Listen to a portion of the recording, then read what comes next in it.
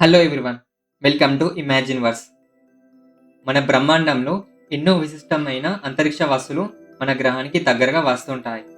వాటిలో ముఖ్యమైనవి ఆస్టరాయిడ్లు, మీటియోరాయిడ్లు, మీటియోరైట్లు, మీటియర్లు మరియు కామెట్లు. ఇవన్నీ ఒక్కటే అనిపించవచ్చు, కానీ వాస్తవానికి వీటి మధ్య చాలా తేడా ఉంది. ఈ వీడియోలో వీటి గురించి చాలా పూర్తిగా వివరంగా తెలుసుకుందాం. మొదటిది ఆస్టరాయిడ్.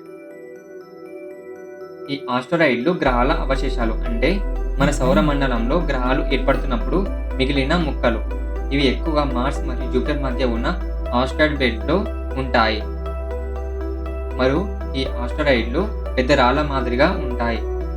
వీటి యొక్క సైజు కొన్ని మీటర్ల నుంచి వందల కిలోమీటర్ల వరకు కూడా ఉంటాయి.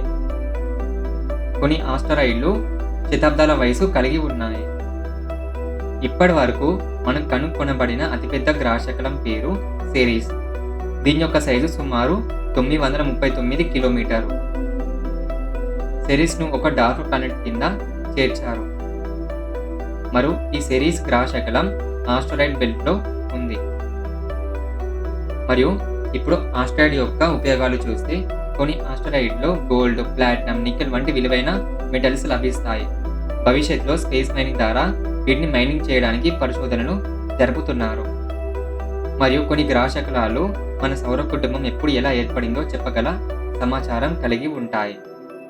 ఇప్పుడు ఆపదలను చూస్తే, ఒక పెద్ద ఆస్ట్రాయిడ్ వచ్చి భూమిని ఢీకొంటే అది భూకంపాలు, సునామీలు, వాతావరణ మార్పులను తెస్తుంది. 65 మిలియన్ల సంవత్సరాల క్రితం డైనోసార్లు అంతరించిపోవడానికి ఒక ఆస్ట్రాయిడ్ కారణమని బలమైన నమ్మకం ఉంది. ఇప్పుడు రెండవది మీటియోరాయిడ్. మీటియోరాయిడ్లు అంటే చిన్న ఆస్టరాయిడ్లు. ఇవి మనకు రెండు మూలాల నుండి వస్తాయి. ఆస్టరాయిడ్ల నుంచి విడిపోయిన ముక్కలు లేదా కామెట్ల నుండి విడిపోయిన దుమ్ము మరియు రాళ్ళు. మరియు ఈ మీటియోరాయిడ్ల యొక్క సైజు మనకు కొన్ని మీటర్ల వరకు ఉంటాయి. 1 గ్రాము లేదా అంతకంటే తక్కువ బరువు కలిగిన ఒక చిన్న ఉల్కను తరచుగా మైక్రో మీటియోరాయిడ్లు లేదా అంతరిక్ష ధూళి అని పిలుస్తారు. మూడవది మీటియోరైడ్. మీటియోరైడ్ పూర్తిగా కాలిపోకుండా నేల మీద పడి ఉంటే దాన్ని మనము మీటియోరైడ్ అని అంటాము. ఇవి చాలా అరుదుగా భూమిపై పడతాయి. ఇవి మనకు చాలా విలువైన శాస్త్రీయ వస్తువులు. కొన్ని మీటియోరైడ్లో అంతరిక్ష రహస్యాలు కలిగి ఉంటాయి. మరియు మన శాస్త్రవేత్తలు ఈ మీటియోరైడ్లో జీవ రసాయనాల జాడ్లు ఉన్నట్టు గుర్తించారు. నాలుగవది మీటియర్. మీటియోరాయిడ్ భూమి వాతావరణంలోకి ప్రవేశించినప్పుడు అది ఎంతో ప్రకాశవంతంగా వెలుగుతుంది. మరియు అది మన వాతావరణంలోకి ప్రవేశించినప్పుడు ఫ్రిక్షన్ వల్ల దాని చుట్టూ ఉన్న గాలి ఆ మీటియోరాయిడ్ని వేడి చేస్తుంది. చివరికి అది కాలిపోతుంది. ఈ ప్రక్రియలో మనం ఆకాశంలో చూడగలిగే వెలిగే మీటియర్. మనము దీనిని షూటింగ్ స్టార్ అని కూడా పిలుస్తాము. కానీ అసలు నిజానికి ఇదొక నక్షత్రం కాదు. ఇదొక మీటియోరాయిడ్ నుంచి వచ్చిన వెలుగు మాత్రమే. ఐదవది మరియు చివరిది కామెట్. కామెట్లు ఐస్, దుమ్ము మరియు రాళ్లతో తయారు అవుతాయి.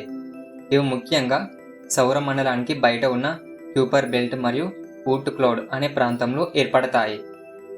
ఇవి సూర్యునికి దగ్గరగా వచ్చినప్పుడు వీటి ఉపరితలంలో మంచు ఆవిరై పొడవాటి తోక ఏర్పడుతుంది.